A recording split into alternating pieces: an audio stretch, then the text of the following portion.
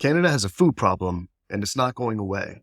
In fact, many Canadians have resorted to stealing groceries from major supermarket chains. The food crisis in Canada is worse than ever, and worse by many metrics than other G7 countries. But why is that? What's gone so wrong in Canada? This is the story of how food for everyday Canadians has gotten out of control. How bad is it? There's a Reddit group that has over 70,000 members, and they're actively leading a boycott in a David and Goliath story against a company that dominates the Canadian grocery landscape, Loblaws.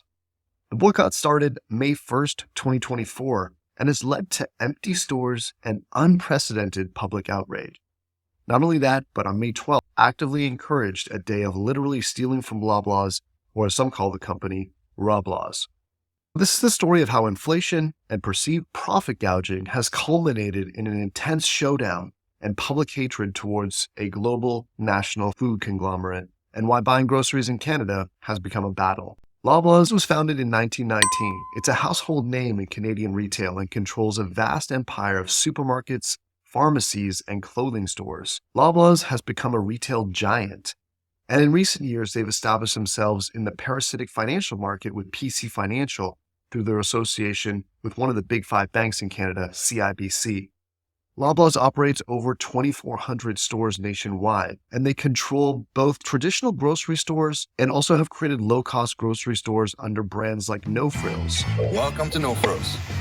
Providing value to our community. But perhaps most insidiously, they've cemented their presence in communities across the nation with a history of wiping out independent grocery stores in smaller locations and installing huge megastores that end up being the only option for groceries for many small and medium-sized towns in Canada. So let's unpack this and break down how we got here. So where are we now? In 2022, 1 in 4 children under 18 live in a food insecure household. It's almost 1.8 million children, up from 1.4 million just back in 2021. And over 2/3 of these children were living in moderately or severe food insecure households. This means that these children do not have access to high quality food, and it means that they're missing meals regularly throughout the week. And the food they do have is consistently poor and processed quality. The percentage of children living in food insecure households was highest in PEI, where over 1/3 of children, 35%, are affected by food insecurity. These statistics come from a University of Toronto study. Now, this represents a dangerous shift in first world countries where more and more of the population is becoming marginalized and unstable. We haven't seen this a lot in first world countries. Senior citizens are becoming homeless because food is just too expensive. You're a starving senior and you're having trouble making ends meet? I can help you. I stole this watch and these pearls, and now I can have fruits and vegetables. It's important to understand Abraham Maslow's hierarchy of needs. Situations can be dangerous or out of control when people feel like they don't have access to basic human needs. These are things found at the bottom of the Maslow pyramid. And so if a country or a community is not supporting these, it can destabilize that country very quickly. The food crisis in Canada is challenging people's ability to feed their own kids. Rising food prices are insane. Check out some of these food prices from Reddit. As you can see here, this prime rib roast coming in at a whopping $208.40 Canadian. So this beef tenderloin, $34.12. This is cut from ungraded beef. And these prices here are $65.90, $63.47, $73.94. These are astronomical prices for ungraded beef. Now, according to the government, Canadian government's own statistics, the StatCan number for the average grocery spend has now risen to almost $17,000 annually. That's about $1,250 a month for the average family. Back in 2010, the average annual spend on groceries was just $7,850 per year. That's a little more than a 115% increase in just over a decade. Now, according to Statistics Canada, the total household debt to income ratio in Canada is around 170%. What this means is that Canadians owe about $1.70 for every dollar of disposable income that they earn. Obviously, that's not very sustainable, even as it was before these rising grocery prices in Canada. Rents are seeing a huge number of applicants for dwindling stock. Mortgage rates are rising, It's a recipe for disaster. So how do we get here and what can we do about it? Obviously, inflation has been a major culprit, but what is inflation? Many people have trouble understanding what inflation is. Essentially, inflation is when the value of your dollar's purchasing power decreases. So in simplest terms, inflation is the rate of increase in prices over a given period of time. Do you know how some things cost more money than they used to? Like maybe your favorite chocolate bar used to cost $1, and now it costs $1.50. That's what happens when there's something called inflation. So if you're in Canada, you may be familiar with the dollar store or Dollarama, where everything used to be $1. Now, very few items are only $1. You can still have the same dollar. Your dollar is just worth less. It buys less. Let's imagine all you eat for a day is a can of sardines and a loaf of bread. Both used to be $1 each. Now the sardines are $1.50 and the bread is $2. You still make the same amount of income, but your daily meal just went from $2 now to almost doubled at $3.50. So you're skipping meals and going into debt, and that's how the average family is learning about inflation. Over time, Canada Food Price Report forecast that the overall food prices will increase again. Food prices will likely increase by 2.5 to 4.5. The average family of four is expected to spend $16,297 in 2024. That's an increase of already $700 from last year. But keep in mind that if Canadians were already in debt just to buy food, there's a little compound effect of 4% per year that can spiral out of control very quickly, causing instability to ripple through the country.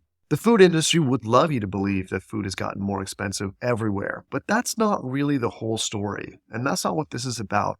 Canada's food problem is not only caused by inflation, but by another cancer that's been festering away for decades. Canada has long had a love affair with monopolies. Examples of the grocery monopolies in Canada include major players like Loblaws, Metro, and Empire, the owner of Sobeys, Walmart, and Costco, which dominate the grocery industry and control over 3/4 of all food sales in the entire country. According to an article published by Wealthsimple, Canadians are all too familiar with the illusion of choice between, let's say, WestJet and Air Canada, Loblaws or Sobeys, the big five banks. Even 63% of Canadian beer comes from two multinational behemoths. The telecom industry, considered one of Canada's most egregious oligarchies, will likely consolidate further with the Rogers and Shaw merger. And by the way, that was allowed to move forward. So Rogers and Shaw have now merged. Shaw was amalgamated with Rogers, and all of its common shares were delisted from the TSX venture on or about April 4th, 2023. So these companies have a significant market share and they exert control over pricing, quality, and innovation, and by limiting competition and consumer choice. There's also the strong possibility of collusion to artificially be keeping prices higher than they should be. And you may be thinking, come on, that can't happen in a country like Canada. But I'll get to the proof in just a second. The Canadian government has a history of protecting corporate monopolies and oligarchies at the expense of protecting the public interests. And it's not just the food industry. While the U.S. has 4,645 commercial banks and 574 savings and loans associations, the Canadian banking industry is dominated by the big five banks. And Royal Bank of Canada recently acquired HSBC Bank of Canada in March 2024 for $13.5 billion. This is horrible, as it allows Canadian banks to have some of the highest banking fees in the world. This is similar to what the mafia does by keeping prices of certain goods or industries artificially high at the expense of the consumer. And this mafia mentality extends to other industries like telecom. Results from a new study suggest that Canada is one of the most expensive countries in the world for mobile data. It's not because those are the prices. It's because the monopolies want the prices to be high because they want to make a lot of profits. It's not about the infrastructure. A study by a UK company concluded that after analysis of 5,000 cellular packages from 233 countries around the world, Canada was one of the most expensive countries. For example, the median price for 1 gigabyte of mobile data is 26 times cheaper in France than in Canada, and 61 times cheaper in Italy than in Canada. So Canada has a history of allowing monopolies to essentially dominate the essential goods and services in the Canadian industry. And they have a history of historically high prices in these industries. The grocery industry is now taking advantage of inflation to add to their profit margins, and the government doesn't know what to do about this. Contrast this with Canada's neighbors to the south. Now, the U.S. food market is controlled by some major players, but the U.S. doesn't typically have a single dominant player across the country in the same way that Canada does. In the U.S., there are several large grocery chains, such as Walmart, Kroger, and Albertsons, and Publix, among others, that compete with each other, and while there may be regional dominance in certain areas, there isn't one single company that controls the entire grocery market nationwide, unlike in Canada. This means more price competition and it's significantly better for the end customer. Here's how the competitive market landscape looks in Canada. So is Loblaws and the grocery cartel acting like the mafia? Well, they have in the recent past. Just over 5 years ago, Loblaws revealed a dark secret. They admitted to participating in a nationwide bread price-fixing scheme that spanned over a decade. This revelation sent shockwaves through the Canadian consumer market, shaking the trust of millions. Loblaws was alleged and involved in several major grocers that colluded to inflate bread prices. Bread in Canada. This is the food equivalent of a thneed. This is something that everyone needs. Who doesn't eat bread?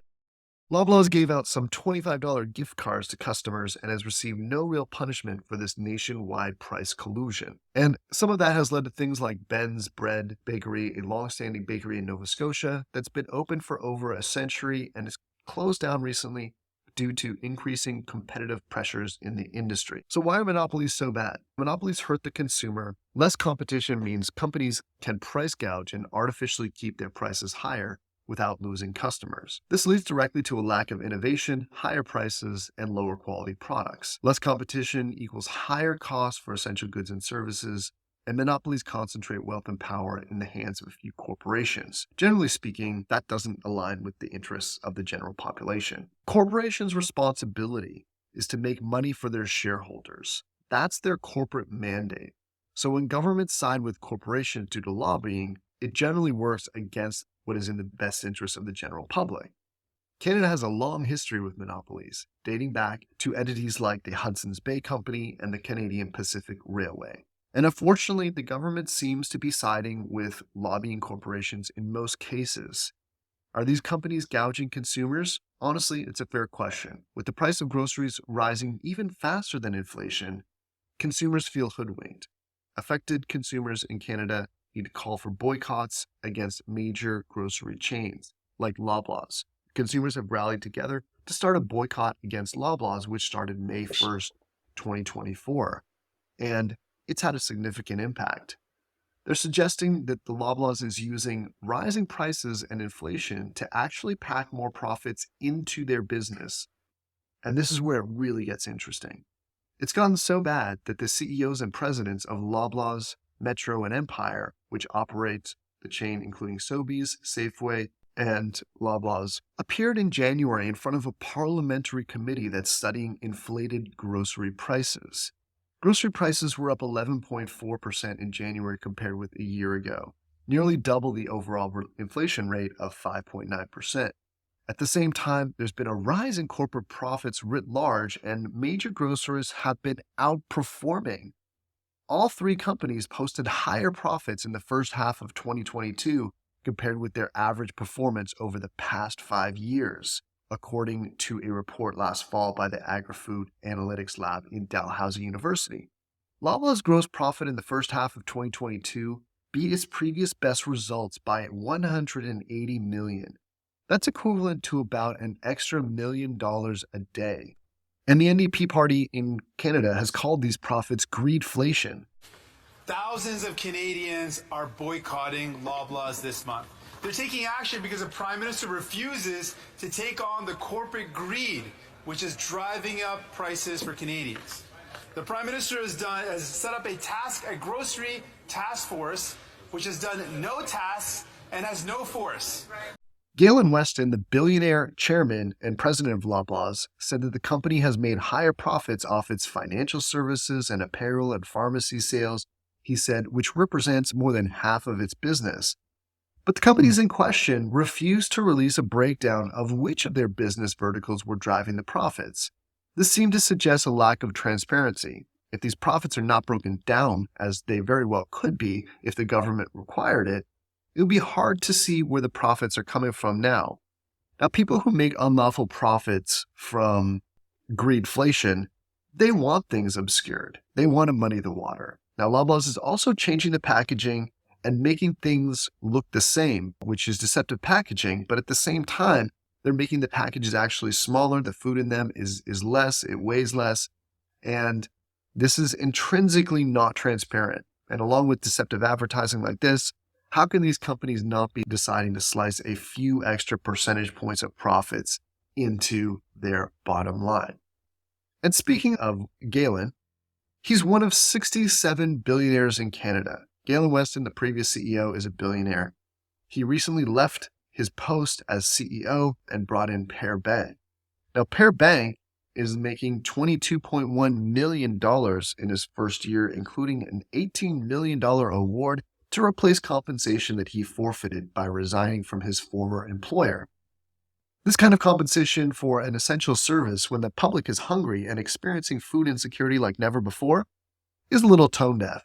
And in fact, Per Bank was quoted as saying, "Knock or knock," which is Danish for enough is enough when talking about the pending boycott of Loblaws. And I'm sure that's exactly what the people going into Loblaws are saying as well. Enough is enough. We're tired of the high prices. It's a financial disparity not unlike the French Revolution, where the royalty were bleeding money on unnecessary luxuries, an extra $18 million, when people were literally starving to death. Can you see the comparison? But not only that, Loblaws has aggressively added dystopian tactics that are highly militaristic.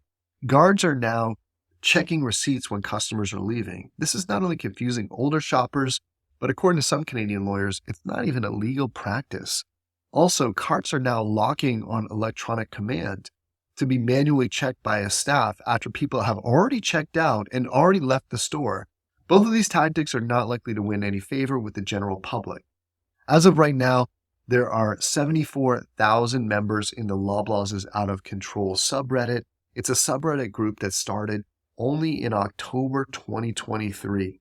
Canadians are angry, and the big players in the Canadian grocery store have consistently demonstrated shady behavior. What do you think Loblaws is packing extra profit in for themselves?